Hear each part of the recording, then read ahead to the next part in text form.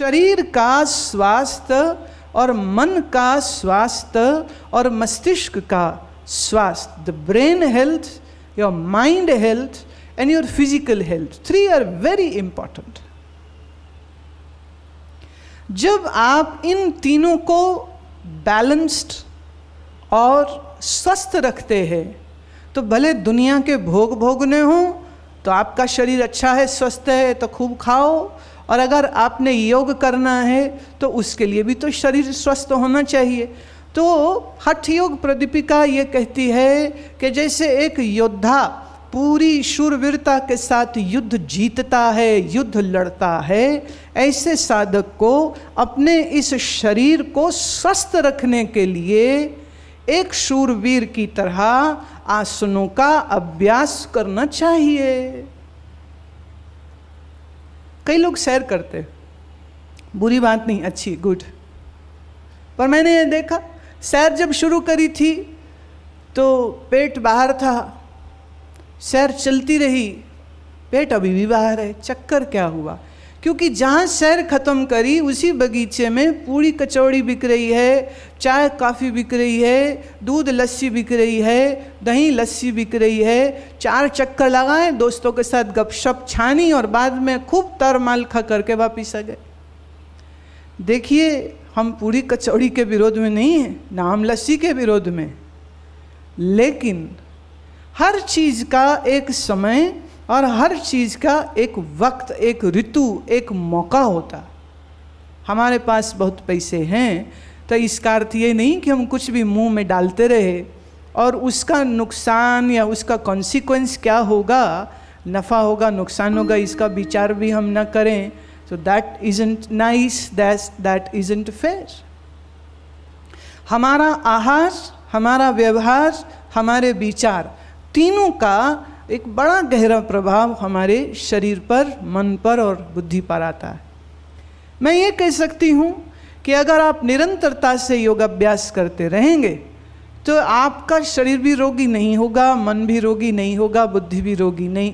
और जब शरीर, मन, बुद्धि निरोगी होंगे, भक्ति तभी कर सकेंगे, योग तभी कर सकेंगे, ज्ञान साधना तभी कर सकेंगे। अगर शरीर ही रोगी हो गया, डॉक्टरों के चक्कर में पड़ गए, डिमेंशिया हो गया, ओसीडी हो गया, पार्किंसन हो गया, अल्जाइमर हो गया, स्किज़ोफ्रेनिया हो गया, तो ऐसे समय में मैं चाह करके भी फिर आपकी मदद नहीं कर सकूंगी। इसलिए आज मौका है, अवसर है, तो मेरे साथ मन में एक अच्छा भाव लाइए और ईश्वर को धन्यवाद दीजिए कि अभी शरीर स्वस्थ है, कान, आँख, नाक, दिमाग सब कुछ आपका ठीक चल रहा है। इसी वजह से आप यहाँ पर सुशोभित हैं, मेरे सामने बैठे हैं, दर्शन दे रहे हैं, मैं आपसे बात कर रही हूँ, तो ये बड़े सौभाग्य का क्षण है। ये छोटी बात नहीं है, ये बिल्कुल छोटी बात नहीं। मैं अपने विषय पर आती हूँ। जब हम लेन देन के आधार पर अपने रिश्तों को निभाते हैं तब वहाँ पर ईश्वर और ईश्वर के प्रेम की बात की कोई जगह कहाँ रह जाती। मंदिरों, गुरुद्वारों में भी लोग तब जाते हैं जब कुछ चाहिए होता है। इम्तिहान आ गए, चलो बेटा जाएंगे, प्रसाद कराएंगे, अच्छे नंबर आएंगे, करो भगवान को प्रार्थना। माने अगर फेल हो गए तो भगवान ने कृपा नहीं भेजी थी, तो लड़ेंगे फिर ईश्वर से। हमने कोई टेंडर भरा है, कोई शेयर मार्केट में शेयर खरीदे हैं, कुछ दुकान चाहते हैं, कोई रिश्ता करना चाहते हैं, कुछ और चाहते हैं, तो भगवान से गारंटी मांगो। तो 10, 11, 21 रुपए का प्रसाद चढ़ाओ और करो प्रार्थना, भगवान जी ये काम हो जाए। तो मैंने दुनिया से लेन देन करते करते हम ईश्वर से भी लेन देन ही करने लग गए। और फिर जैसे हम अपने मामे चाचे से नाराज हो जाते हैं, ऐसे लोग ईश्वर से नाराज हो जाते। एक सज्जन कह रहे थे, मैं नहीं मानता भगवान को। क्यों नहीं मानते? अरे मैंने इतना कुछ कराया कि मेरा कोर्ट का केस जब फैसला हो तो मेरे हक में हो, और भगवान ने हरा दिया। पंडे ने इतना पाठ किया, क्या फ़ायदा हुआ? सब गप, सब बकवास, कुछ नहीं होता है। अच्छा भाई, अगर कोर्ट केस जीत जाते तो ईश्वर है, हार गए तो ईश्वर ही नहीं है। इसे हम भक्ति नहीं कह रहे। कह सकते हैं क्या इसे भक्ति? हम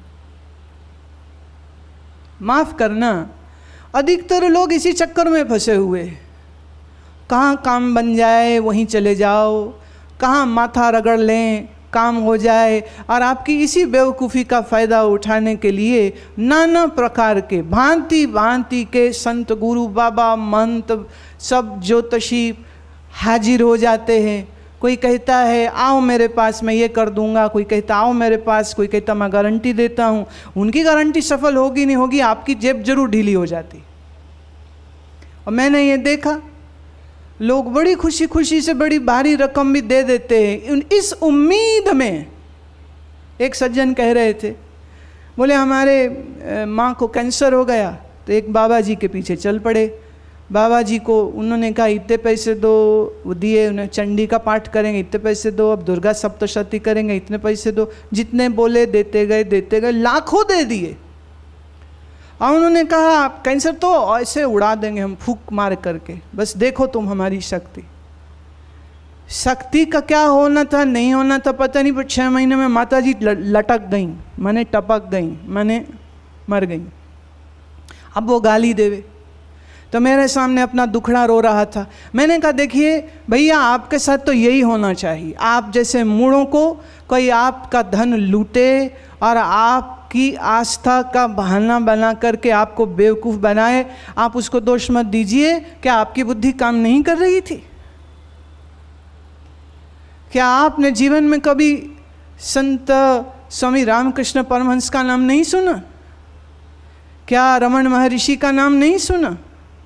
रमन के बाह में कैंसर हुआ था, रामकृष्ण परमहंस के गले में कैंसर हुआ था। इतने महात्मा, स्वामी विवेकानंद के गुरु, माँ काली का साक्षात दर्शन करने वाला महात्मा कैंसर के रोग से पीड़ित हुए, और उस समय पर उतना इलाज भी संभव नहीं था। ना रेडियो, ना कोई थेरेपी था, ना कीमियोथेरेपी था, ना रेडिएशन था, ना ऐसी मेडिसिन्स थे।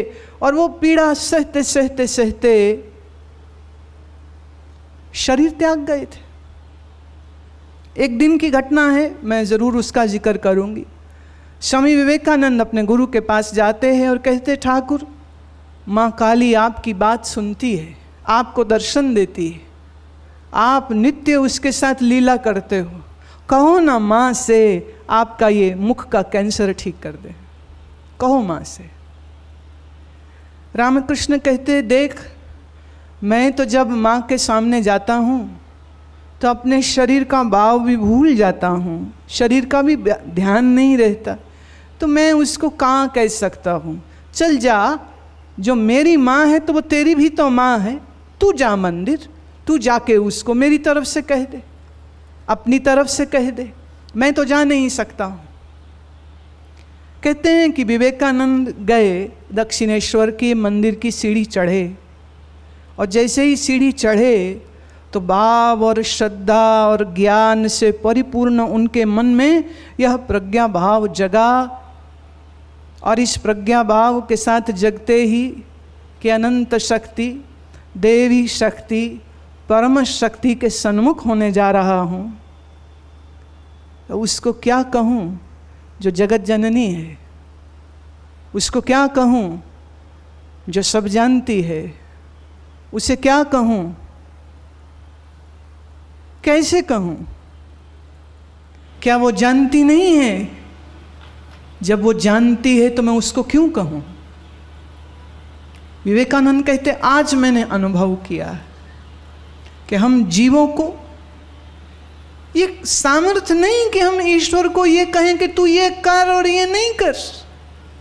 Who are we? कौन है हम? अपने अपने कर्मों को भोग रहे हैं। कर्म अनुसार जब सुख आता है सुख भोगते हैं, कर्म अनुसार दुख आता है दुख भोगते हैं। रोग, रिपु, ऋण, ये तीनों हमारे कर्म के अनुसार हमको मिलते। रोग डिजीजेस, रिपु दुश्मन, ऋण कर्जे। ईश्वर नहीं दे रहा हमें। जब आप कहते हो ना कि ये आदमी बुरा है, ये मुझे दुख दे रहा है, ये मेरे जीवन में क्यों आया है, आप ये भूल गए कि ये जो दुश्मन बन के सामने आया है वो व्यक्ति नहीं आया है, हमारा ही कोई पाप कर्म है जो सामने आके खड़ा हो गया। पाप का फल है दुख, पुण्य का फल है सुख। दुख कैसे भोगेंगे? जब तक कोई शत्रु ना होगा, जब तक कोई दुश्मन ना होगा, जब तक कोई रोग ना होगा, जब तक कोई नुकसान ना होगा, जब तक कोई कर्जे ना सिर पर चढ़ जाएंगे। अरे आप रोज कहानी नहीं पढ़ते हो क्या कि दुकान नहीं चली, कर्जे सिर पर थे, पत्नी बच्चे मार दिए, खुद को भी फांसी लगा ली। कितना खतरनाक उस व्यक्ति का जीवन हुआ होगा कि उसको कोई ढारस नहीं, उसको कोई संभालने वाला नहीं, उसको कोई समझाने वाला नहीं कि भाई एक द्वार बंद हुआ दूसरा खुल जाएगा, थोड़ा तो धीरज धर ले। बड़े अभागे हैं वो लोग जिनके जीवन में कोई सद्गुरु नहीं है। बड़े अभागे हैं वो लोग जिनके कान में, हृदय में, मन में सत्संग का अमृत नहीं जाता, क्योंकि ये अमृत जिसको नहीं मिलता है उनके लिए जीना एक कष्टदायी सजा हो जाता है। अब यही कहते रहते हैं, हे ईश्वर मेरे साथ ही क्यों ऐसा हो रहा है, हे ईश्वर मेरे ही साथ ऐसा क्यों। हम भूल गए इस बात को, जब हम अनजाने में पाप कर्म करते हैं तब हम ये याद नहीं रख पाते हैं कि इसका फल वापिस मेरे ही पास आएगा। कोई नहीं छूट सका है अपने कर्म की गति से, कोई नहीं छूट सका। मैं श्रीमद् भागवत की ये कथा आज आपको कहती हूँ।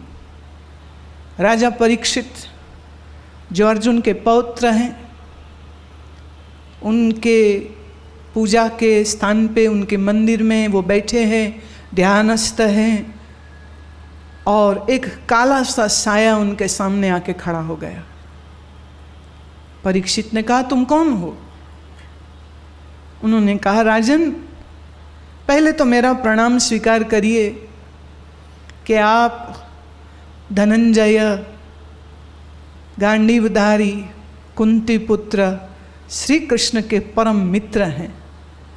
नर नारायण रूप में आपने तपस्या करी है। सबसे पहले मेरा प्रणाम स्वीकार करिए। और मैं अपना परिचय देता हूँ, मैं हूँ कलयुग। अब द्वापर युग समाप्त होने को आया है। श्री कृष्ण शरीर छोड़ चुके हैं, युग परिवर्तन होना है, और इस युग परिवर्तन में मेरा काल शुरू होने जा रहा है। और मैं आज आपसे अनुमति लेने आया हूँ कि मैं अब से शुरू हो रहा हूँ।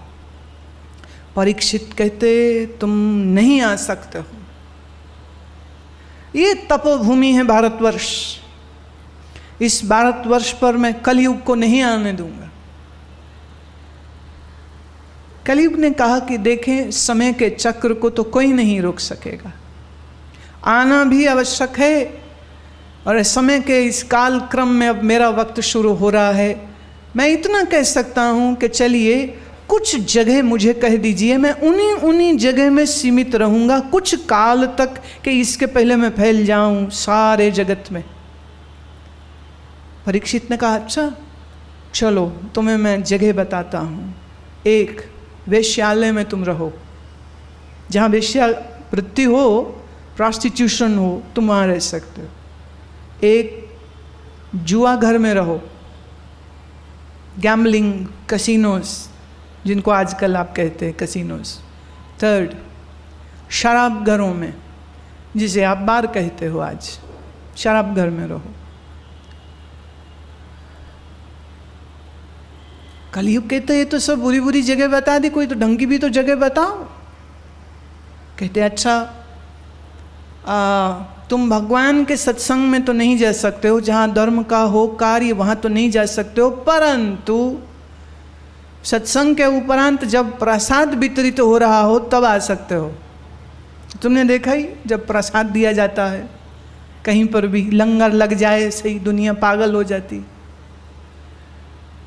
कलयुग आ जाता है उस समय।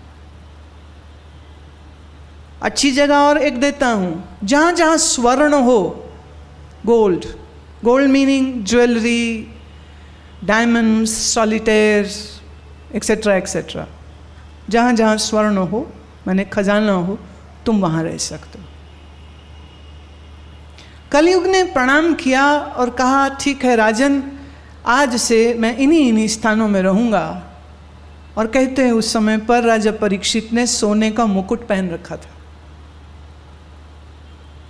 आ गया काल, आ गया कलयुग परीक्षित के दिमाग में। ये जो श्री कृष्ण द्वारा रक्षित है, माँ के गर्भ में जिसकी रक्षा स्वयं ईश्वर ने करी थी, ये जो अर्जुन का पौत्र है, श्री कृष्ण का कृपा पात्र है, वही परीक्षित अब काल के प्रभाव में आकर के एकदम से बोलता है, आज मैं शिकार करने जाऊंगा।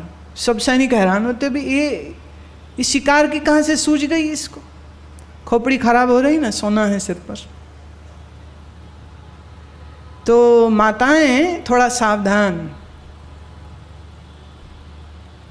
थोड़ा सावधान, स्वर्ण से दिमाग खराब होता है। पत्नी को ना मिले तो पत्नी का, और पति को देना पड़े तो पति का,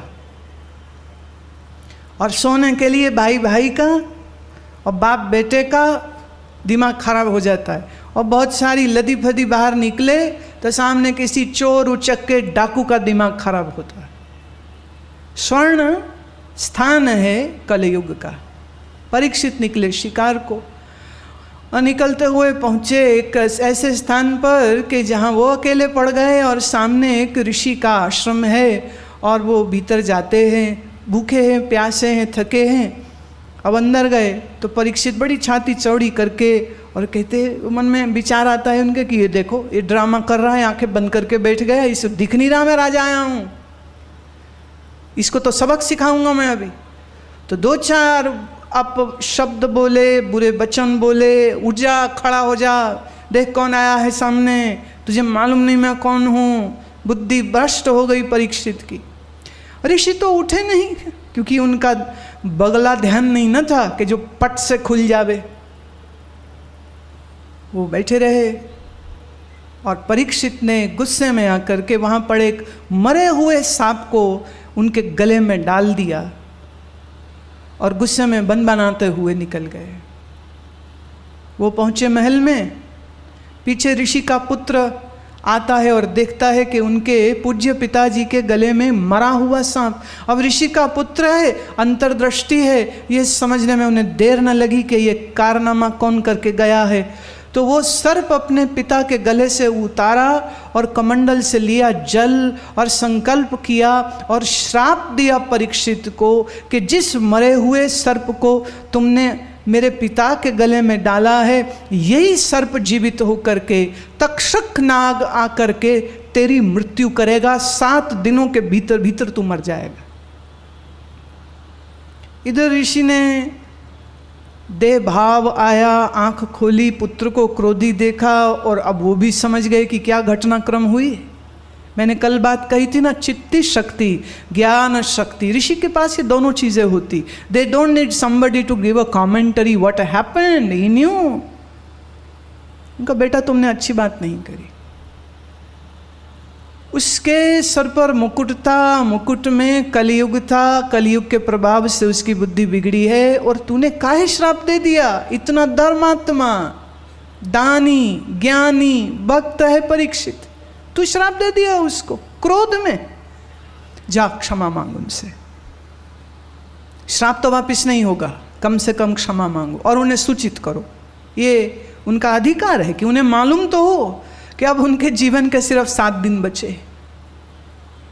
इधर परीक्षित जब महल पहुंचे तो उन्होंने अपना मुकुट जैसे ही सर से उतारा, बुद्धि काम करने लग गई, और फिर विचार आया, अरे ये मैं क्या कराया, how could I do this?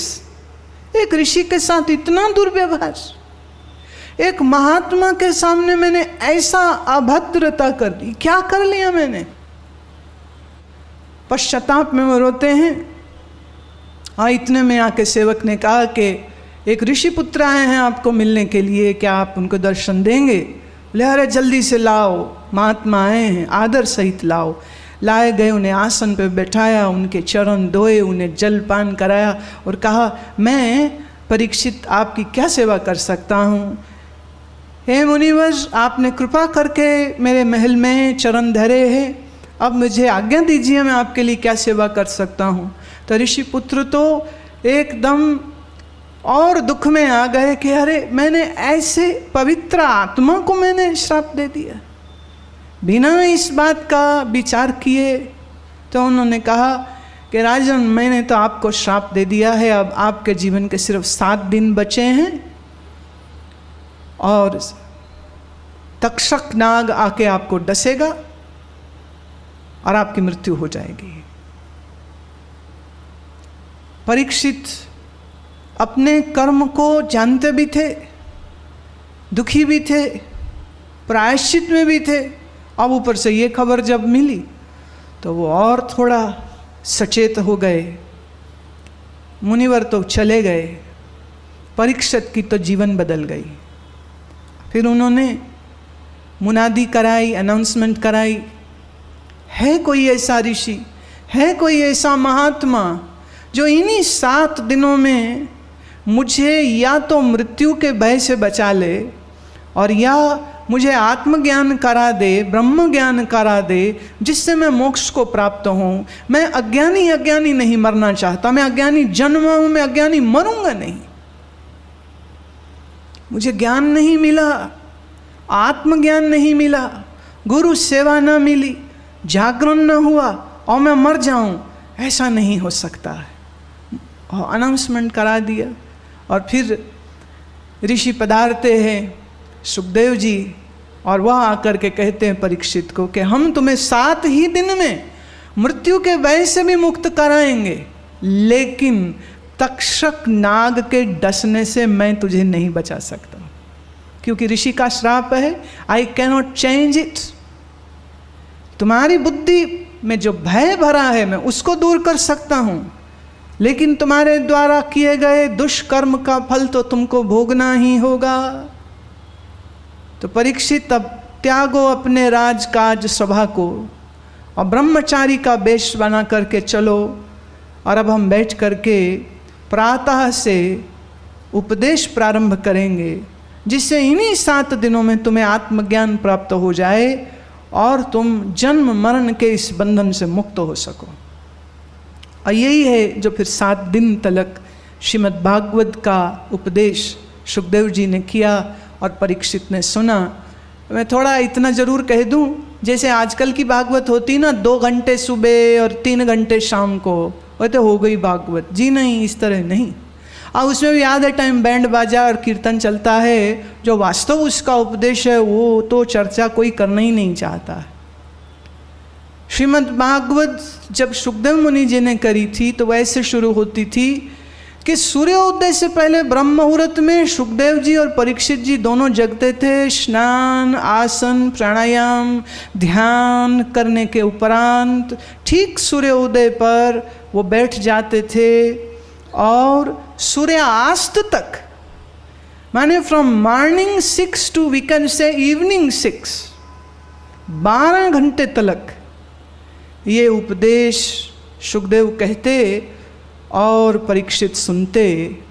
और 7 दिन की भागवत सुनने के बाद परीक्षित ने कहा, अब मुझे कोई भय नहीं, भले तक्षक मार दे, मुझे कोई भय नहीं। ये शरीर, ये नश्वर कलेवर छूटेगा, छूट जावे, क्योंकि मैं तो चिदानंद रूपा शिवोहम शिवोहम, चिदानंद रूपा शिवोहम शिवोहम। 8वें दिन तक्षक आया। कैसे? कह रहे अभी परीक्षित जी के फिर दिमाग में आया कि देखो मैं कुछ तो करूं। तो क्या किया उन्होंने, एक जल का बड़ा सा सरोवर के अंदर एक छोटा सा कमरा बनाया और उसमें बैठ गए। कैसे आएगा सर्प? पर काल को कौन टाल सकता है? फूल की टोकरी जो परीक्षित के पूजा हेतु उसको पहुंचाई जाती थी, उसी टोकरी में तक्षक बैठ के आ गए। जैसे हाथ लगाया फूल हटाने के लिए, तक्षक नाग ने डसा, परीक्षित का शरीर नीला हुआ और छूट गया। पर होठों पर मुस्कान लिए लिए छूटे कि ऋषिवर आपका श्राप आज पूर्ण हुआ, पूर्ण हुआ। और मैं ये जानता हूँ कि ये जो मेरी मृत्यु हुई है इस देह की, ये मृत्यु खुद मैंने आमंत्रित करी अपने उस एक पाप कर्म की वजह से। इस पूरी कथा को कहने का मेरा भाव क्या है? परीक्षित का तो बड़ा ही सद्भाग्य है कि वो एक बुरा कर्म करते हैं तो उस एक कर्म की याद भी उनको है, ज्ञान भी उनको है, उस कर्म का क्या फल उनको मिलना है उन्हें ये भी पता है, कब मिलना है ये भी पता है। क्या ये बात आप अपने लिए कह सकते हैं कि अब से पहले आपने क्या पाप कर्म किए याद भी नहीं, उनका क्या फल होगा याद नहीं, पता नहीं, नो इन्फॉर्मेशन। कब मिलेगा? No information. We are in a very dangerous situation. हमें नहीं पता हमने क्या पाप किए, हमें नहीं पता हमने क्या क्या गलतियां करी हैं। जो पता भी हैं हम उसको भी जस्टिफाई कर देते, हम उसको जस्टिफाई कर देते, मैं तो इसलिए किया था। लेकिन कर्म का सिद्धांत हमारी जस्टिफिकेशन नहीं मांगता। हम कहें हम कार से निकले थे और एक बंदे को हमने मार दिया, हमारी कार के नीचे आ गया, पर हमको तो याद भी नहीं वो कौन बंदा था कौन था, I don't remember, but that will not make you a crime free person. फिर कहूं हमारे द्वारा किया गया कुछ गलत कार्य कोई और ना देखे, कोई और ना जाने,